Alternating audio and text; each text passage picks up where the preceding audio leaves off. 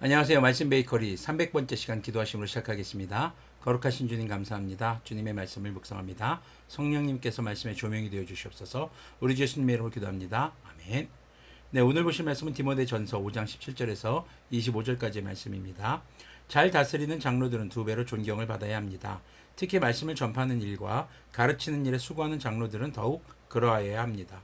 성경이 이르기를 타작마당에 나다를 밟아 떠는 소의 입에 망을 씌우지 말라 하였고 일꾼이 자기 삭슬 받는 것은 마땅하다 하였습니다. 자, 여기서 말하는 장로들은 앞서 언급했듯이 오늘날의 장로들과는 약간 성격이 다릅니다. 여기서 언급되는 장로들은 교회를 감독하는 감독의 성향이 강했고 오늘날의 목회자와 비슷한 모습이라고 볼 수 있겠습니다. 자, 본문에서는 말씀을 가르치며 수고하는 장로들에게 두 배의 존경을 이야기하는데 여기서 존경은 단순히 정신적인 것, 어떤 심적인 것만 의미하는 것이 아니라 물질적인 보상도 포함하고 있습니다. 비유적으로 표현된 신명기 말씀이나 민수기 말씀을 보면은 타작마당에서 나다를 밟아 떠는 소, 열심히 일하는 소의 입에 망을 씌우지 말라는 것은 일하면서 그 나다를 먹는 것에 대해서 막지 말아라. 열심히 일하고 있으니까요. 그리고 일꾼이 자기 삭슬 받는 것은 마땅하다. 그래서 우리가 그런 물질적인 보상도 포함하고 있다라는 것을 우리는 생각해야 할 것입니다. 특히 우리가 교회 안에서 믿음으로 뭐 그럴 때 은혜로 합시다 이런 말도 굉장히 좋은 말처럼 보이지만 그렇게 좋은 것은 아닙니다. 우리가 상대방에게 감사를 표현할 줄 아는 것, 또 그 사람이 열심히 일하고 애쓴 만큼의 것을 표현하는 것에 있어서 단순히 말로만이 아니라 물질적인 그런 표현들도 필요한 것으로 보여집니다. 자, 그리고 두 배라는 것을 산술적인 개념으로 이야기보다는 더 많은 보상을 해주어서 그들의 수고에 보답하고 더욱더 그가 맡은 직분을 잘 수행할 수 있도록 해야 하는 것으로 우리가 이해할 것입니다. 19절부터 보면요. 장로에 대한 고발은 두 사람이나 세 사람의 증인이 없이는 받아들이지 마십시오. 죄를 짓는 사람을 모든 사람 앞에서 꾸짖어서 나머지 사람들도 두려워하게 하십시오. 하나님과 그리스도 예수님과 택하심을 받은 천사들 앞에서 내가 엄숙히 명령합니다. 그대는 편견 없이 이것들을 지키고 어떤 일이든지 공평하게 처리하십시오. 아무에게나 경솔하게 안수하지 마십시오. 남의 죄에 끼어들지 말고 자기를 깨끗하게 지키십시오. 자, 장로들, 바로 목회자들이 위법한 행동, 죄를 지었을 경우에는 한 사람의 고발로 일을 처리하지 말고 두세 사람의 증인이 있을 경우에만 그 고발을 받아들일 것을 권면합니다. 이것은 이제 신명기의 말씀과도 일치하는 것이죠. 모든 일을 공정하게, 공평하게 해야 한다라는 것입니다. 그리고 이제 드러난 죄, 그들의 죄가 만약에 드러났다 그러면은 좋게 넘기지 말라는 겁니다. 엄하게 꾸짖어서 다른 사람들도 죄에 대해 경각심을 가질 수 있도록 해야 한다라는 것이죠. 우리가 뭐 좋게 한다라는 것이 그 사람의 죄를 가볍게 여기거나 그 사람의 처벌을 그냥 용서해 준다. 그건 우리의 몫이 아닙니다. 죄가 드러난 경우에는 반드시 그 죄에 대해서 엄하게 교회 안에서도 처리해야 되는 것임을 기억하게 하는 장면입니다. 자, 그리고 22절은요. 아무에게나 경솔하게 안수하지 말 것을 권면합니다. 특히 성직자로 세우는 것에 있어서 신중을 기해야 하는 것을 말하고 있습니다. 왜냐하면 그들은 교회를 돌아보고 또 말씀을 전파하고 가르치는 자들이기 때문에 함부로 세울 수 없는 것이죠. 23절은요. 약간 생뚱맞은 내용이 등장합니다. 이제부터는 물만 마시지 말고 위장과 잦은 병을 생각해서 포도주를 조금씩 쓰십시오. 자, 이 부분을 포도주를 뭐 마실 것을 권면하는 것으로 오해해서는 안 됩니다. 문맥상 디모데가 위장과 관련된 질병을 가지고 있던 것으로 우리는 보아야 합니다. 그가 이제 물만 마셨다는 것은요. 물을 깨끗하게 하는 역할로서의 포도주의 배합.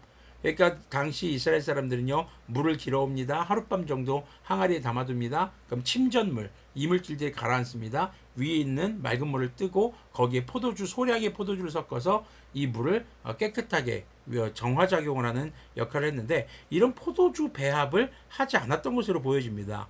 아마도 에베소 교회의 극단적인 금욕주의자들 앞에서 언급했던 그들을 의식했던 것이거나 혹은 그들이 구약의 나실 사람 규정과 같이 목회자인 디모데에게 이제 포도와 관련된 음식 먹는 것에 대해서 왈가왈부했거나 뭐 그럴 수도 있겠죠. 자, 그런 구설수에 오르지 않기 위해서 디모데가 의도적으로 피했다고 볼 수 있겠습니다.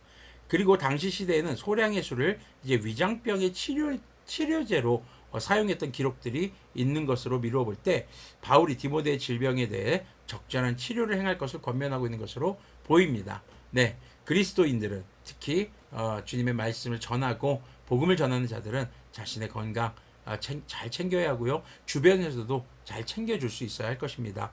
자, 24절, 25절 보면요. 어떤 사람들의 죄는 명백해서 재판을 받기 전에 먼저 드러나고 어떤 사람들의 죄는 나중에야 드러납니다. 이와 마찬가지로 착한 행실도 드러나게 마련이고 드러나지 않은 것도 언제까지나 감추어져 있지는 못합니다. 바울은 이 본절을 통해서 주님 앞에서는 어떤 죄도 감추지 못하고 어떤 선행도 숨겨지지 않는다는 것을 강조합니다. 다른 사람들이 모르게 죄를 지어도 주님은 아시고 타인이 알아주지 않은 선행도 주님께서 아신다는 것을 말하는 것으로 사람들을 의식하기보다는 모든 선과 악의 기준이 되시는 주님을 의식해야 한다는 것을 강조하고 있는 것이죠. 교회 직분자들, 특히 목회자들에 대해 우리는 좀 신중해야 합니다. 열심을 다해 교회를 돌보고 또 말씀을 전파하고 가르치는 목회자들을 교회 성도들이 존경하고 그들의 노력에 보상하고 더욱더 힘써서 주님의 일을 감당할 수 있도록 또 해야겠죠. 반면에 죄의 경우 신중하게 판단하되 드러날 경우에는 죄가 드러날 경우는 엄하게 꾸짖어서 죄에 대한 경각심을 가지도록 해야 하는 것도 교회의 역할이고 우리가 교회가 목회자가 그런 일을 또 감당해야 할 것입니다. 그러면서 24절 25절에서 말하듯 설령 사람은 모르고 넘어가는 죄와 선행에 대해서 주님께서 보응하시고 갚아주실 것을 강조하면서 죄가 드러나지 않은 그런 자들에게는 경각심을 또 대접받지 못하고 보상받지 못한 성직자들에게는 주님의 위로를 주님께서는 반드시 보상해 주신다는 것을 전하고 있는 것이죠. 자, 이처럼 교회의 모든 일에 있어서 우리는 경솔하지 말아야 할 것을 기억해야 합니다. 신중해야 하는 것이죠. 오늘도 교회를 위해서 또 복음을 위해서 가르치는 교회 목회자들을 돌아보는 것도 또한 성도의 역할임을 기억했으면 좋겠습니다. 기도하겠습니다.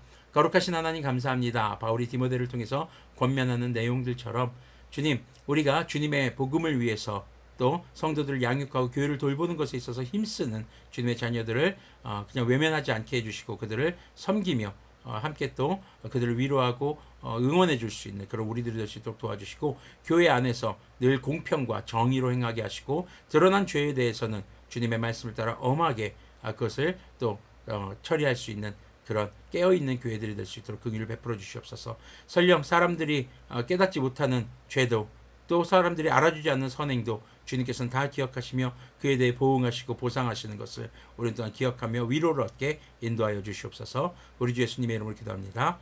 아멘. 네, 오늘 말씀의 제목은 그래서 케어입니다. 케어라는 말은 신중하다라는 말도 있고 돌보다라는 의미를 가진 영어 단어이기도 하죠.